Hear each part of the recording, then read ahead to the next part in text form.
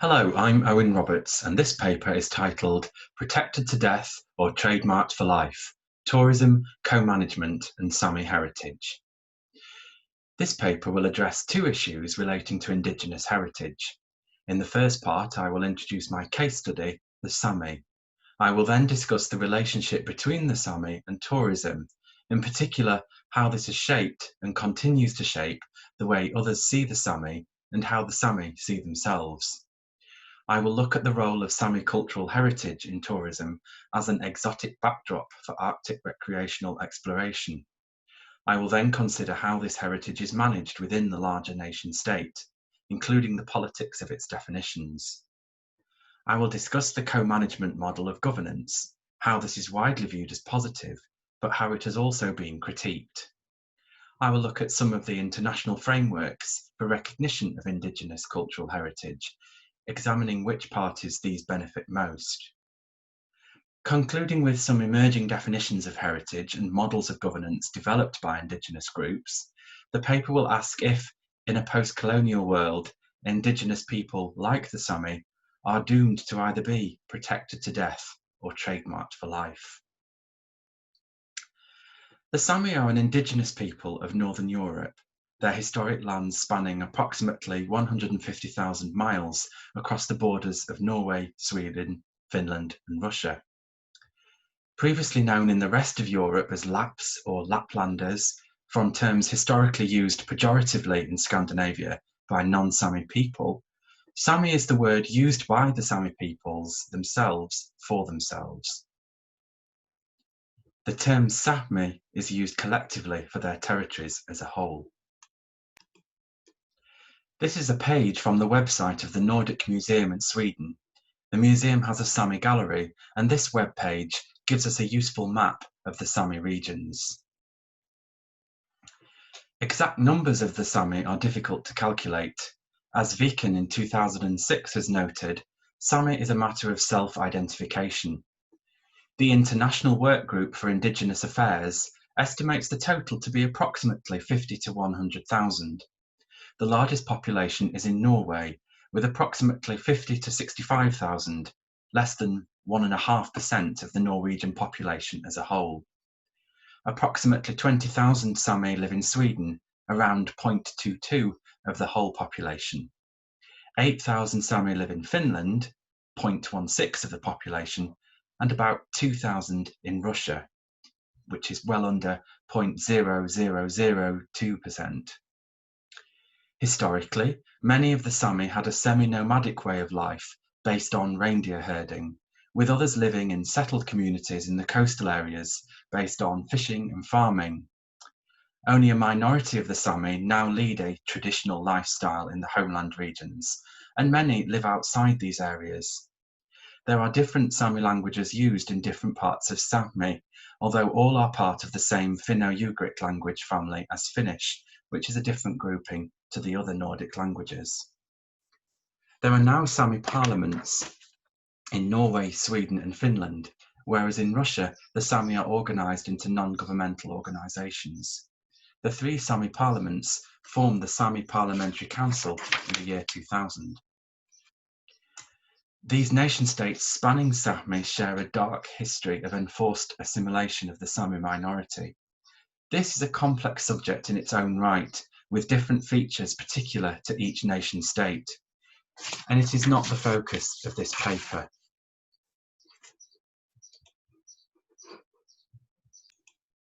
The Sámi have been objects of fascination for the other peoples of Europe for centuries. This image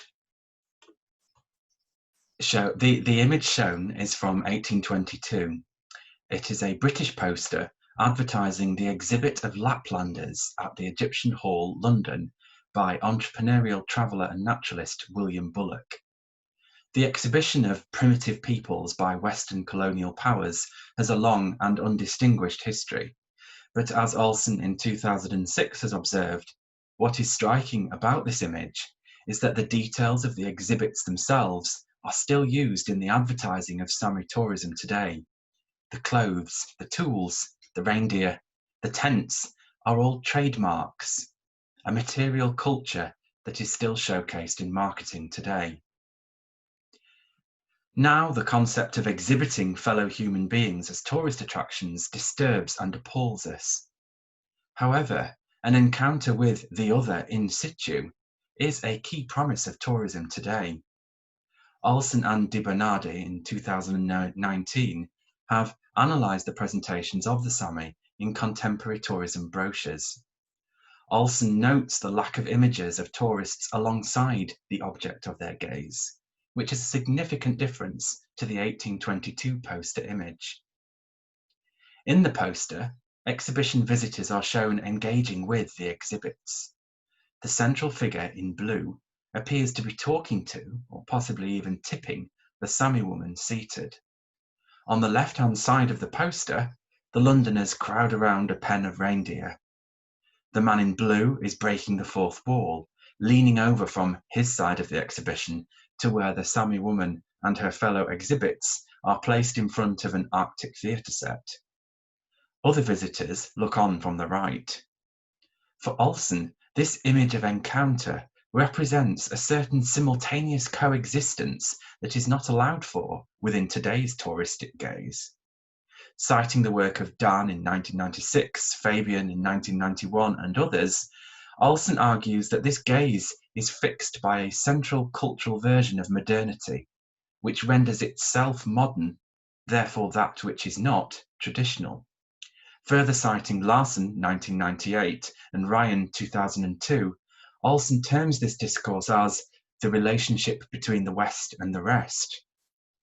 He argues that if tourism is the quest for otherness, for the exotic, for the authentic, and for differences, it has to avoid any sense of coexistence.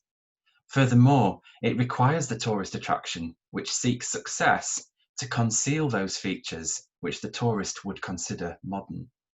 The trademark depends on it. As Olsen concludes, for the Sámi or other indigenous populations, tourism provides both an opportunity and an iron cage. Viken in 2006 researched attitudes to tourism among Sámi communities and its effect on identity. One finding to emerge from this research, resonant of Edo Lodge's 2017 polemic, "Why I'm No Longer Talking to White People About Race," was that many of the Sámi were tired of explaining to the outer world about the Sáminess. As early as 1971, Norwegian anthropologists publicly discouraged their international peers from carrying out any further research among the Sámi, there being the most overstudied and understood people in Europe, if not in the world. Viken acknowledges research fatigue is shared among many other indigenous peoples. Norway's formal discouragement coincided with the rise in tourism. Although Viken can trace the beginnings of this to the 19th century, it only increased significantly in the 1960s as access to the region became easier, the area today being described as a playground for people from all over the world, offering skiing, hunting, fishing, snowmobiling, dog sledging, and more recently, kite skiing. Once the anthropologists were finished, the way was clear for the tourists, or at least the way was clear for the anthropologists to start interrogating the Sámi about their feelings about the tourists. Viken researched attitudes in Karasjokka, the Norwegian capital of Sápmi, where the Sámi Parliament, the Sámi Museum, the Sápmi Theme Park, and various other cultural institutions are located. I share with you a page from the website of the Sámi Museum in Karasjokka, which shows some images from their collection.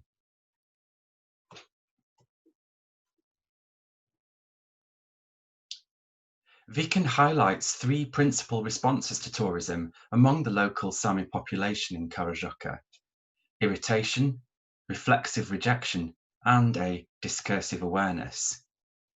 Irritation was observed among those interviewed with a strong sense of historic oppression, manifest today in structural inequalities and media visibility. These groups point to the colonial signs of tourist enterprises, frequently having non-Sámi owners, even if it is not big business. Reflexive rejection relates to an alternative public narrative of autonomy and pride, which rejects the ideas that identity is in any way a result of negotiated conceptualization with the majority society. This regards tourism as insignificant in Sámi identity. The third, discursive awareness, reflects an acceptance of tourism as a simple fact of Sámi life, a natural part, even if not a dominant one, still therefore acknowledged as influencing an idea of modern Sáminess. Viken also observes that Sámi people are tourists, have lived in different parts of Scandinavia or the rest of the world, and the Sámi undertake travel for leisure themselves. This is an observation explored in greater depth by Tuolenti in 2006. This more nuanced view is described by Tuolenti in terms of a dialectic of identities. As in Olsen, Tuolenti refers to the need of tourism marketing to deny modern features of the indigenous people, especially those who have looked for the authentic Sámi culture. She emphasizes that the Sámi must be regarded as modern people. They themselves are studying the important dynamics of their ethnic identity. As in Viken, Tuolenti discusses the fact that the Sámi travel, have lived elsewhere, that they know how to behave as a tourist and what to expect from tourists. Tuolenti does not deny the criticisms of indigenous tourism and its perpetuation of marketed stereotypes of primitive, simple, colourful, exotic people. However, she argues against a host-guest dichotomy, that these stereotypes are deployed consciously by the Sámi themselves, and that rather than passive victims or a subject-object relationship, tourists and locals construct their own identities in dialogue. Using discourse analysis, looking at how the interviewees position themselves and others in relation to tourism, particularly in what emerges as common knowledge among the groups, Tuolenti concludes that although there are a range of approaches to self-identification among today's Sámi, as with all minority groups, more identity work and more explicit identity negotiations are done than in the majority group.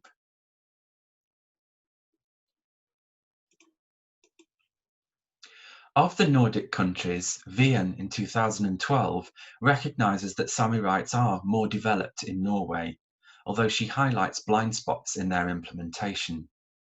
Norway passed a Cultural Heritage Act in 1978, which recognised the particular nature of Sámi cultural heritage. Made primarily from organic perishable materials, it had to be protected at an earlier point. The following year, the Sámi took recourse to this protection when the state announced plans to dam a major river in Sámi for a hydroelectric power station. The limitations of the act were apparent when the campaign to stop the dam failed.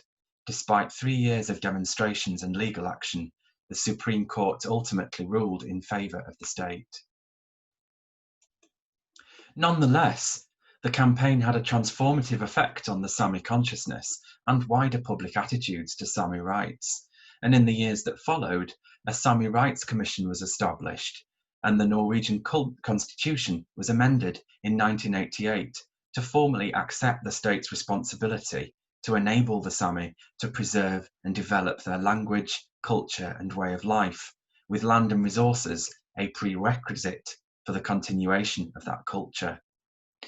In 1989, the International Labour Organization, ILO, passed Convention 169, the most significant international measure to that date, guaranteeing the rights of indigenous people for those states which adopted it. Ratified by Norway in 1990, the first country to do so, it has yet to be adopted by Sweden, Finland, or Russia. However, this does not automatically result in Sámi control of their own lands and natural resources in Norway. Viken examines what exactly is protected by this legislation and highlights the problems when environmental protection regimes at the level of the nation state are not aligned with the implications of commitments made to cultural heritage. This follows from a failure to properly include the ongoing relationship between people, land, natural resources, and a way of life within a definition of cultural heritage. What the non-Sámi sees as a protection of nature can be to the detriment of Sámi livelihood. This is most clearly seen in the lack of representation of reindeer herders in the overarching management structure of Norway's national parks, most of which overlap with the Sámi areas. The International Union for Conservation of Nature, IUCN, offers protected area categories, which include sustainable use of natural resources. These categories have not been incorporated into Norway's systems for environmental protection. The Sámi have had reason to be suspicious of these protection regimes. Learning lessons from the World Heritage inscription of the neighbouring Laponia area in Sweden, the Norwegian Sámi have successfully used Norway's ratification of ILO 169 to resist state attempts to develop a new national park and World Heritage site in the adjacent region of Tysfjord-Hellemmo. Although this could have created a cross-border Sámi World Heritage site, a project attractive to UNESCO, the Norwegian Sámi knew from the experience of the Swedish Sámi that this was not necessarily advantageous for Sámi interests. Sámi heritage is highly useful for those government parties seeking inscription. Sweden would not have obtained the prestigious recognition of Laponia without it. But the benefits to the Sámi are less clear. As Via notes, two protection purposes, nature and culture, soon came into conflict. By way of example, Swedish environmental authorities were opposed to the use of mobile phones and motorised vehicles. The Sámi, having moved with the times, have adapted their reindeer herding practices to now depend on their use. The Swedish Sámi protest that their livelihood is now only present for tourism purposes rather than as a contemporary viable economic practice. It was this scenario that led a Sámi leader in Norway to state, "The government parties want us to represent ourselves as a museum people for the UN and a spectacle for the world of tourists. We are about to become protected to death." Gray and Kuokkanen, 2006, cite Vian's work and this example at length in their analysis of the co-management model of Indigenous heritage management. They trace its beginnings to the 1980s and the near simultaneous rise of, on the one hand, neoliberalism and on the other, sustainable development.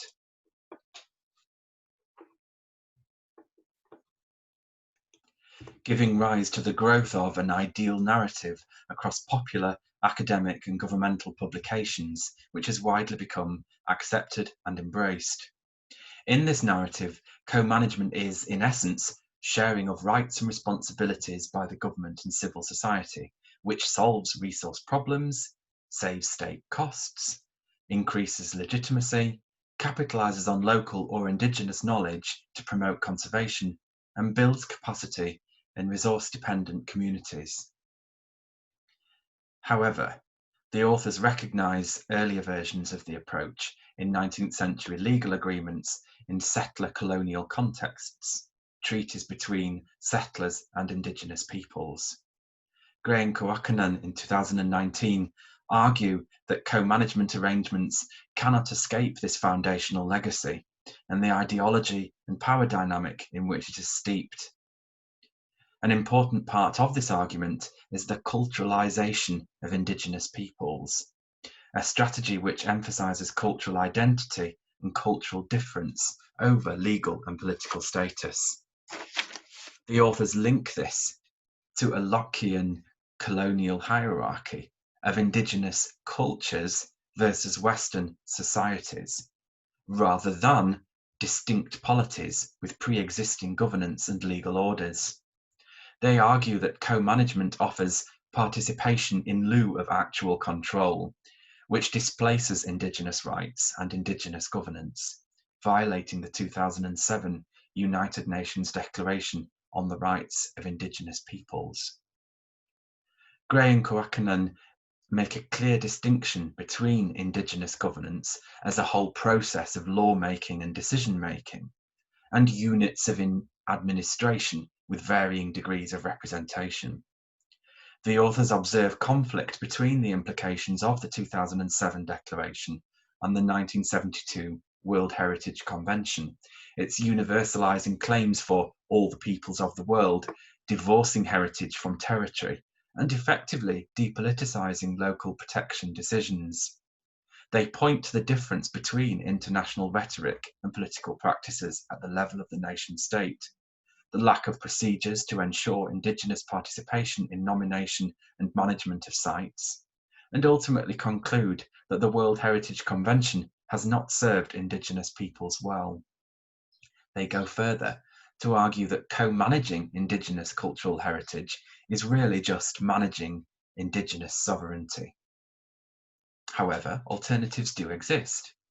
Gray and Kouakkanen offer an emerging model of Indigenous governance based on a concept of biocultural heritage. This is defined as a complex system of interdependent parts centered on the reciprocal relationship between Indigenous people and their natural environment. This has been further developed internationally by Indigenous groups into a designation of Indigenous Biocultural Heritage Territory, which has been adopted for an Indigenous Andean area in Peru. The governance model for this territory is based upon Indigenous law, philosophy and structures, and represents integration of the 2007 UN Declaration, ILO 169, and the various other international frameworks and mechanisms for Indigenous peoples and world heritage, in a way that preserves not merely the letter, but the spirit of each. This positive alternative for designation of Indigenous heritage is as yet unrecognised specifically in international law. However, citing Sea, Stenner and Argumendo in 2017, the authors state that it enables the realisation of rights already enshrined within these frameworks.